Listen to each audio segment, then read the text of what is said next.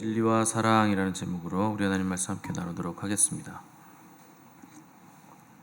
이 요한일서 1절에서 3절은 1세기 당시의 전형적인 서신서의 패턴으로 발신자, 수신자 그리고 문안 인사를 기록하고 있고, 사도 요한은 이 문안 인사에서 이 사랑은 하나님 아버지와 예수 그리스도께로부터 근거한다 이렇게 기록을 하고 있고, 또한 우리가 사랑할 수 있는 이유는 우리 안에 거하고 영원히 함께하는 진리 때문이라 하는 것을 통해서 이 진리와 사랑의 뗄 수 없는 관계에 대해서 요한은 우리가 알기를 기록을 해놓고 있는 겁니다. 1절에서도 요한은 내가 참으로, 그러니까 우리말은 진리라는 것을 표현을 참으로 표현했기 때문에 참으로 사랑한다 하면 무슨 진심이나 내 마음이다 이런 식으로 오해하기가 쉬운데, 헬라어 원어를 보시면 이것도 진리 안에 사랑이라는 표현이고, 영어에서도 참으로 사랑한다고 했을 때 love in truth라고 씀으로써 진리 안에서 내가 사랑한다 라는 표현을 쓰고 있는 겁니다. 원어를 보시면 헬라어에서는 이 사랑을 아가페, 아가파오 이렇게 쓰고 있습니다. 우리가 흔히 아는 아가페 사랑, 그 사랑을 얘기하는 것이고, 사람 간의 사랑뿐만 아니라 하나님께서 우리를 사랑하신 그 신적인 사랑을 말하는 것입니다. 그래서 높고 낮음이 없고 빈부와 기천이 없는 하나님의 사랑을 받은 자들은 그 대등함 안에서 야라고 불릴 만큼 굉장히 사랑을 강조했기 때문에 우리가 그 사랑을 이제 오해하시는 분들이 많은데, 사도 요한이 사랑이라고 말할 때는 항상 그 진리 안에서의 사랑을 말하고 있는 겁니다.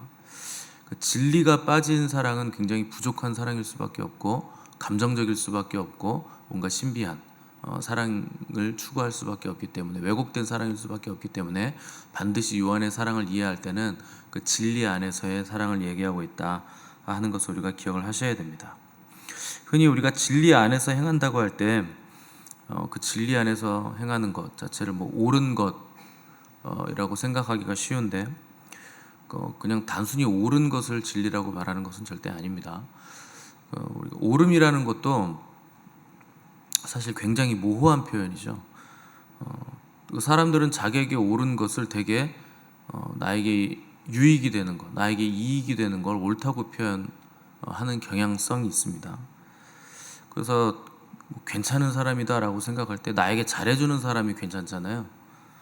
여러분들에게 괜찮은 사람은 진리 안에서 그 진리대로 사는 사람이 괜찮습니까? 아니면 나에게 따뜻한 말 한마디 해주는 사람이 괜찮습니까?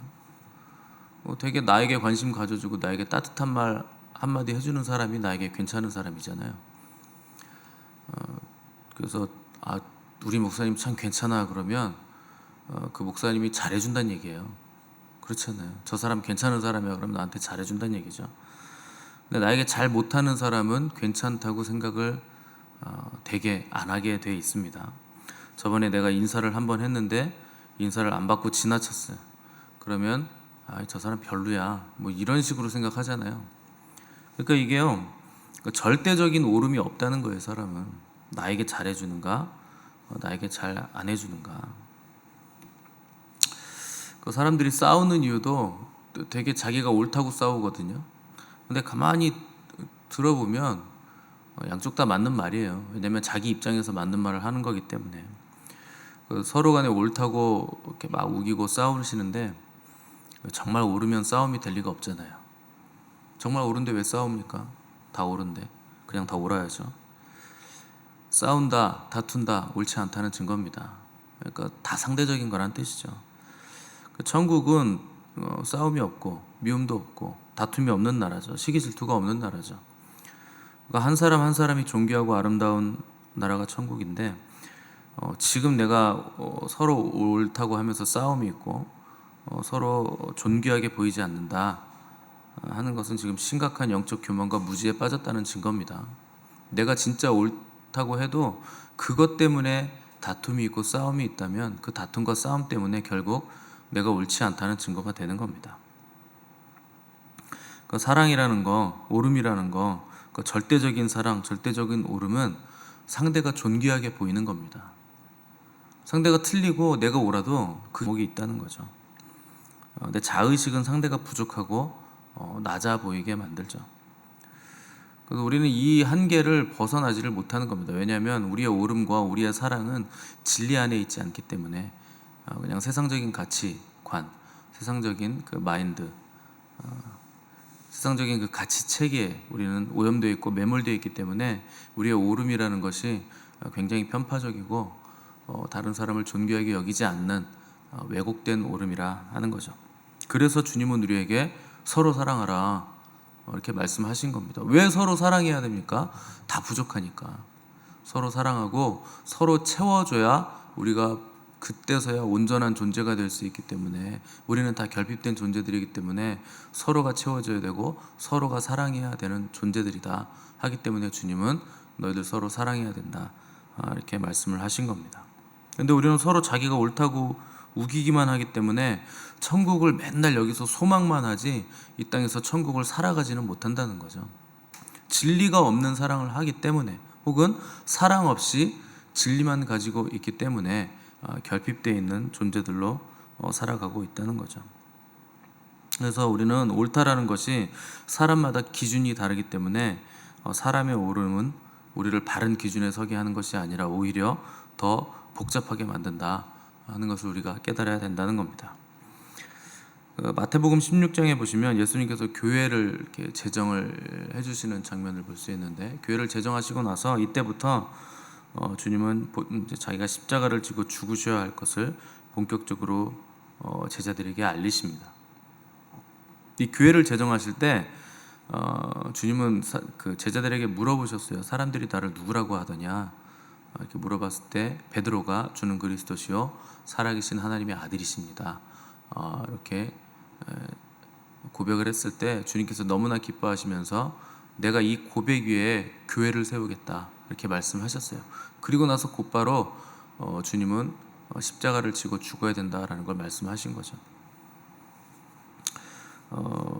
마태복음 16장 21절 22절 보시면 이렇게 말씀하셨어요. 이때로부터 예수 그리스도께서 자기가 예루살렘에 올라가 장로들과 대제사들에게 비로소 나타내시니 베드로가 예수를 붙들고 항변하여 이르되 주여 그리마옵소서, 이 일이 결코 주께 미치지 아니하리이다 이렇게 기록을 하고 있습니다. 그러니까 베드로가 예수님이 이제 대제사장, 장로들, 서기관들에게 나는 고난을 받게 될 것이다, 그리고 결국 죽임을 당하게 될 것이고 나는 사흘 만에 살아나게 될 것이다 라고 말씀을 하셨을 때 절대 그러시면 안 된다고 항변을 했다는 겁니다. 왜 이렇게 항변을 했는가? 그게 당연한 반응 아닙니까? 베드로가 항변하는 거. 여러분, 저는 죽어야 된다 그러면 여러분들은 어떻게 반응하시겠습니까? 그러시군요. 삼가 조의를 표합니다. 잘 죽으시고 잘 사명 감당하시기 바랍니다. 이렇게 여러분들이 반응을 사랑하는 목사님이라면 그러지 말라고 여러분 그럴 거 아닙니까? 당연한 거죠. 뭐 남편이 뼈 빠지게 일하면서 골병이 들 정도면 어느 아내가 더 열심히 해봐 이렇게 얘기하겠어요? 조금 쉬면서 몸을 좀 추스리고 일은 나중에 생각해라, 건강을 먼저 챙겨라, 뭐 이렇게 말하는 게 인지상정 아니겠습니까?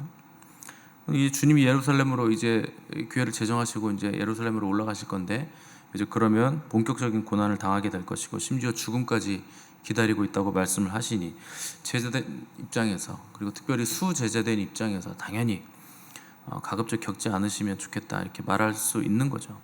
오히려 그렇게 말을 하지 않으면 서운하잖아요, 예수님 입장에서. 근데 성경을 보시면 베드로가 항변했다 이렇게 기록을 했는데, 이 헬라어 원어를 보면 이게 꾸짖다, 비난하다, 질책하다라는 뜻입니다.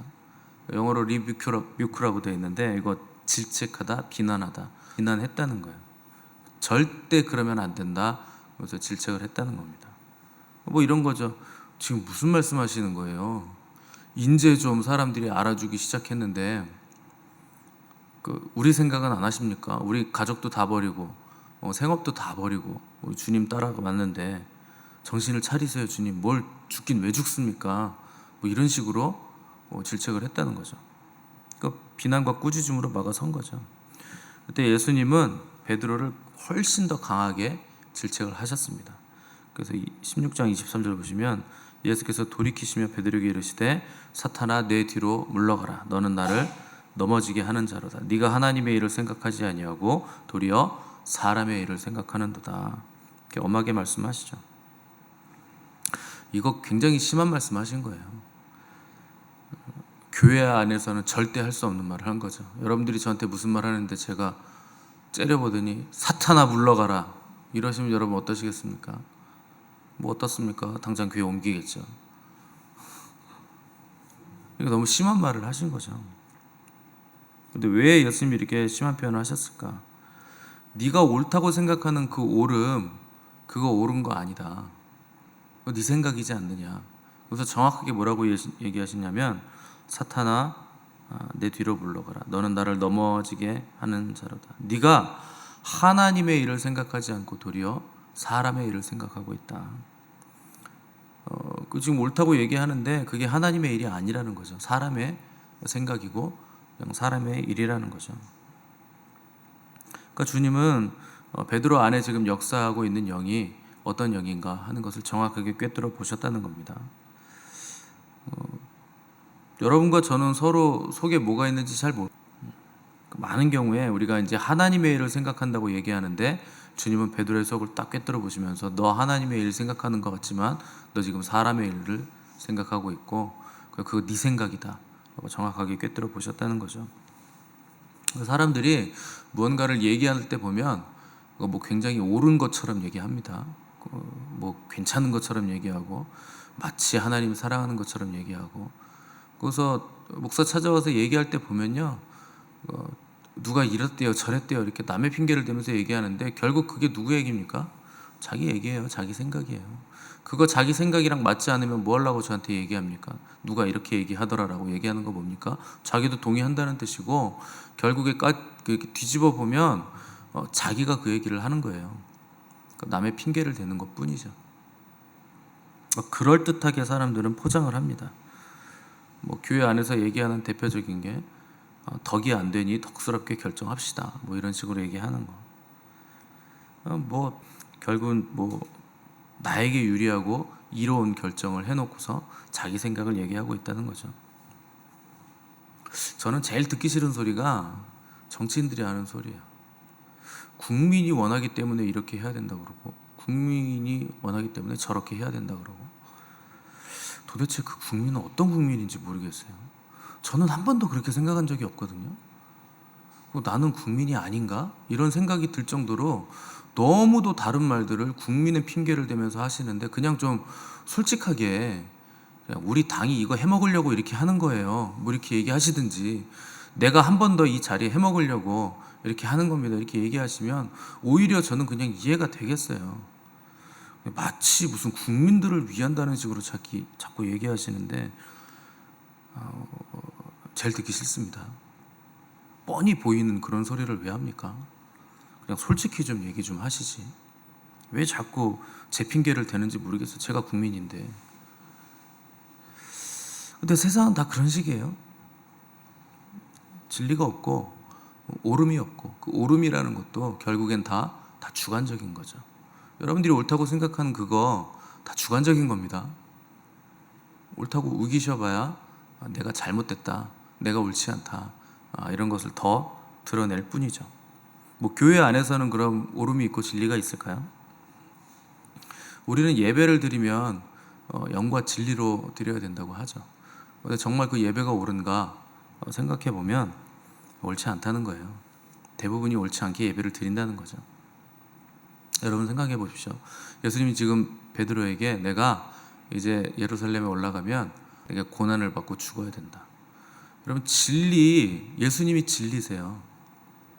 예수님의 이름이 말씀입니다. 예수님 말씀이고 태초부터 계셨던 말씀이고 내가 곧 길이요 진리요 생명이다라고 주님이 말씀하셨기 때문에 진리는 주님이십니다. 주님 안에 모든 진리가 다 있는 거예요. 그런데 예배를 주관하는 자들이 대제사장과 장로들과 바리새인과 서기관들이 진리를 죽여요. 그들이 예배를 주관하고 예배를 드리는 사람들입니다. 그 예배 안에는 진리가 있는가? 그렇지 않을 수 있다는 거죠. 얼마든지 진리를 죽이는 예배 드릴 수 있다는 거죠. 무조건 해서 우리가 진리를 가지고 있는가 그렇게 말할 수 없다는 겁니다. 예수님 시대에도 그랬어요. 그 예배라는 거 형식일 수가 없는 거죠. 그래서 주님은 예배는 영과 진리로 드려야 된다. 성령으로 드려야 되고 진리로 드려야 되고 그렇게 드려야 된다는 거죠. 그래서 진리와 사랑을 오늘 우리가 얘기하고 있는데, 사랑도 마찬가지입니다. 예배라는 것이 그냥 앉아 있으면 되는 게 아니고 영과 진리로 드려야 되는 것이고, 그 영과 진리 안에서 하나님을 사랑하는 자들이 예배를 드릴 수 있는 겁니다. 사랑 없이 얼마든지 드릴 수 있어요, 형식적으로. 근데 믿음이라는 것도 사랑으로 역사해야 되는 것처럼 우리가 드리는 예배도 우리가 하나님을 향한 그 사랑으로 드려야 된다는 것이죠. 그래서 진리와 사랑은 뗄 수가 없는 겁니다. 그래서 사랑은 진리와 함께 기뻐하게 돼 있고, 오늘 요한은 진리와 사랑을 같이 붙여놓은 거죠. 그래서 사랑 없는 진리는 무섭습니다. 사랑이 없이 진리만 있으면 정죄해요. 진리를 내가 가지고 있기 때문에 이 진리대로 해야 된다, 이렇게 사람을 정죄하게 되죠. 그래서 여러분들이 사랑 없는 사람이 전도할 때 보면, 나는 다 전했다, 이제부터 네 책임이다, 네가 믿지 않아서 지옥 가는 건 너의 책임이다, 뭐 이런 식으로 전도합니다. 그건 복음이 아니에요. 복음이라는 거 기쁜 소식이거든요. 지옥 간다고 얘기하는 게 어떻게 기쁜 소식이 됩니까? 주님이 너를 사랑하신다라고 전하는 게 복음이지, 나는 다 전했으니 나머지 네 책임이요, 이런 건 복음일 수 없죠. 그러니까 진리가, 사랑 없이 전하는 진리는 무섭고 사납죠. 그래서 여러분 신앙생활 오래 하신 분들 보세요. 표정 보세요, 표정. 여러분의 표정을 거울로 한 번씩 이렇게 보십시오. 더 무섭고 사나워요. 뭐 좀 안다는 거죠. 내가 오래 신앙생활 했다는 거죠. 그 안에 사랑이 없어요. 그건 옳음이 아닙니다. 진리도 아니고. 그런 식으로는 의를 이룰 수 없는 겁니다.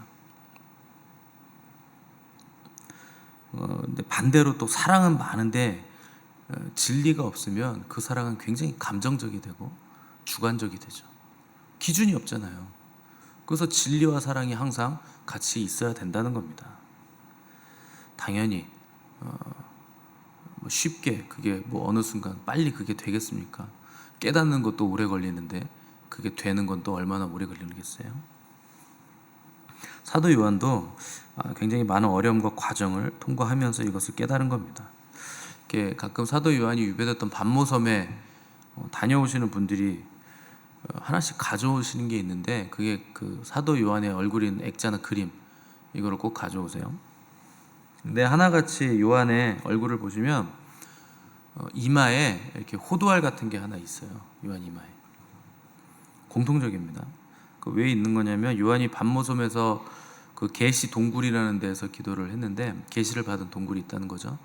그 반모섬 동굴에서 기도할 때 그 벽에다가 머리를 이렇게 부딪히면서 대고서 기도해가지고 너무 기도를 많이 해서 여기에 이렇게 호두알 만한 혹이 움푹 들어가 있는 것 같아요. 튀어나온 게 아니고 들어가 있는 것 같은데, 아무튼 생겼습니다, 혹이. 그리고 그 계시 동굴 사진을 보시면 그 동굴 안에 이렇게 벽에 동그라미가 이렇게 그려져 있습니다. 거기에 이마를 대고 기도를 했다는 표시예요, 요한이. 우리는 야고보를 왜 낙타 무릎이라고 표현을 할 만큼 기도의 사람이라 표현하지만, 사도 요한도 엄청나게 기도를 많이 했던 사람이라는 뜻입니다. 그래서 이마에 그 호두할 만한 혹이 있을 만큼, 그리고 동굴 안에도 이렇게 동그라미 표시가 있을 듯한 핵폭탄급의 계시를 사도 요한이 받을 수 있었던 겁니다. 그 사람의 몸으로 받아낼 수 없는 계시예요. 그래서 요한이 그 계시를 받고 알아 누웠잖아요. 죽을 것처럼 됐다 그랬잖아요. 그 메가톤급의 계시를 받은 사람이 사도 요한이죠. 인간이 수용할 만한 계시가 아닌 거대한 메시지를 받아낸 겁니다. 기도의 사람이었기 때문에. 근데 사도 요한이 그런 메시지를 받았다는 거, 그의 영적인 용량과 수준, 그 진리와 사랑의 그 깊이가 어마어마했다는 거죠. 그 거대함의 정체가 그 진리와 사랑, 그리고 그의 기도에 있었다는 겁니다. 그 사도 요한이 십자가 앞에서 그 예수님의 유언을 통해서 마리아를 이제 어머니로 모시게 되죠. 그 예수님의 어머니를 그 부탁받은 뒤에 사도 요한의 삶을 한번 생각을 해보십시오. 어떤 삶을 살았을까? 이전에 비해서 얼마나 불편했겠습니까? 여러분, 사람 하나가 들어온다는 거 쉬운 거 아니에요. 결혼 생활도 쉽지 않잖아요. 그런데 생판 나의 어머니도 아니고 다른 분이 나의 어머니로 이제 내 가정 안에 들어오게 된 거죠. 내가 모시고 살게 된 겁니다. 차라리 무슨 광야에 외치는 자의 소리가 되라, 예수님 이런 유언을 하셨으면 더 쉽죠. 그래, 나는 예수님의 유언을 따라 광야에 외치는 자의 소리가 되겠다. 뭐 밤모섬에서 유배됐는데 광야에서 외치는 자의 소리 되는 거 요한에게 굉장히 쉬운 일이었겠죠. 근데 예수님의 유언은 보라 너의 어머니다, 여자여 보소서. 아들, 불편하죠. 내 삶 전체가 흔들리는 삶을 살아야 됐을 겁니다. 근데 여러분, 교회도 그런 거예요. 하나님이 우리를 교회로 묶어주셨잖아요. 미션처치라는 교회로 하나님께서 묶어주신 거잖아요. 그 한 가족으로 묶어두신 거죠. 그러니까 매일 우리는 부딪히고 불편한 삶을 살 수밖에 없다는 거죠. 당연한 겁니다. 근데 그런 가운데서 우리는 사랑하는 법을 배워가야 된다는 거죠. 예배 공동체이기 때문에 예배를 통해서 진리가 선포되고 또 진리 안에서 그 진리를 기준으로 해서 우리는 사랑하는 삶을 살아가는 공동체로 우리를 묶어 주셨다는 겁니다. 그래서 우리는 일상 부딪히고 지지고 배워가야 된다는 거죠. 그래서 우리 교회 비전이 초대교회 영성으로 부흥하는 교회잖아요. 초대교회처럼 사랑하는 교회, 그렇게 되어져 가는 교회가 우리의 비전이라는 겁니다. 서로 돌아보고 서로 붙잡아주고 부족한 거 서로 채워주고 남는 거 서로 나눠주고, 그래서 뱃속까지 뼛속까지 훤히 들여다볼 수 있는, 서로의 마음을 계속 나눌 수 있는 그런 삶을 지향하면서 살아가다 보면 빛 가운데서의 교제가 무엇인지, 또 진리 안에서 사랑한다는 것이 무엇인지 우리가 조금씩 우리가 깨달아가고 알게 되어져 간다는 것이죠. 가장 바보 같은 사람들이요, 너는 너대로 살아라, 나는 나대로 살겠다, 나 건드리지 말아라, 나도 너 건드리지 않겠다, 이런 식으로 교회 생활을 하시는 분들이에요. 멀게도 말게 그냥 어느 정도 적당한 거리 유지, 그래서 그냥 왔다 갔다는 하는데 성도의 교제는 전혀 없는 사람들, 가장 바보 같은 신앙생활을 하는 겁니다. 그건 신앙생활이 아니에요. 종교생활이죠. 그 성경은 우리에게 서로 사랑하라 그러잖아요. 예수님도 우리에게 주신 새 대화도 없고 교제도 없고 그냥 뭐 직분만 있고 뭐 책임이 지어지면 그것만 하고, 이게 제일 바보 같은 신앙생활이에요. 평생 신앙생활에도 서로 사랑하라는 그 계명에 대한 깊이는 전혀 누리지 못하고 알아갈 수 없는 그런 수준에서 그냥 머물러 있는 겁니다. 자들이 오면 오래 신앙생활했는데 다른 사람들 돌아볼 생각도 안 하고, 새신자들이 오면 그 사람 챙길 생각도 안 하고 그냥 나만 그냥 살아가고 있는 삶, 가장 바보 같은 삶이고 그냥 종교 수준에서 그냥 머물러 있는 삶을 살아가고 있는 겁니다. 우리는 다 부족하거든요. 서로의 사랑이 필요합니다. 뭐 목사는 완전합니까? 목사는 성도들의 사랑이 필요한 것이고 성도들은 또 목회자의 사랑이 필요한 것이고, 그렇게 다 채워주는 존재들이잖아요. 그래야 되는 존재들입니다. 그래서 주님이 서로 사랑하라 그런 거예요. 해야 되는 존재들이기 때문에 서로 사랑해서 채워주라는 겁니다. 예배 없이 다 약하니까. 때문에 우리는 서로를 보듬어야 될 존재들이고, 이런 과정을 통해서 우리는 지금 되어져 가는 사람들이라 하는 것을 아셔야 됩니다. 우리가 서로 사랑하지 못하고 서로 채워주지 못하면 우리는 그냥 전부 다 모두 다 부족하고 결핍된 존재들로 설 수밖에 없는 거예요. 그냥 다 결핍이 되는 겁니다. 그래서 근본적인 문제는 우리가 부족하고 결핍되고 약한 것이 아니고 우리가 사랑하지 않는다 하는 것이 우리의 근본적인 문제라는 것이죠. 여러분, 뜨겁게 사랑하시기 바랍니다. 주님만 뜨겁게 사랑하지 마시고 서로를 뜨겁게 사랑하셔야 돼요. 포기하지 마시고, 내가 저 인간은 진짜 내가 도저히 사랑할 수가 없어. 내가 사랑하려고 무던히도 애를 써봤는데 또 저래. 또 용납이 안 돼. 저거는. 그러시면 안 돼요. 그럴수록 더 뜨겁게 사랑하셔야 됩니다. 상처가 많을수록 그 사람은요, 사랑이 2배로 필요한 사람이에요. 튕겨낼수록 2배가 필요한 거죠. 여러분, 아무리 상처가 많아도, 아무리 초라해 보여도 주님께서 우리를 한 교회로 부르신 이상 주님이 우리를 결국 맑은 물로 다 씻어내시고 말씀으로 깨끗하게 하셔서 영광스러운 교회다, 네가 영광스러운 교회다, 이렇게 우리를 빚어가실 겁니다. 부끄럽지 않은 교회로 결국 우리를 빚어가실 겁니다. 우리가 포기하지만 않으면 주님 그렇게 하실 거예요. 이것을 소망하는 성도의 성도됨은 진리 안에서 서로 사랑하는 겁니다. 사랑만이 허다한 죄를 덮기 때문에, 모든 허물을 덮기 때문에, 우리에게 진리를 주시고 진리 안에서 사랑하게 하신 주님께 감사하시고 그분께 사랑을 드리고 우리 서로가 서로를 온전하게 사랑하시는 우리 미션처치 모든 성도들 되시기를 간절히 바랍니다.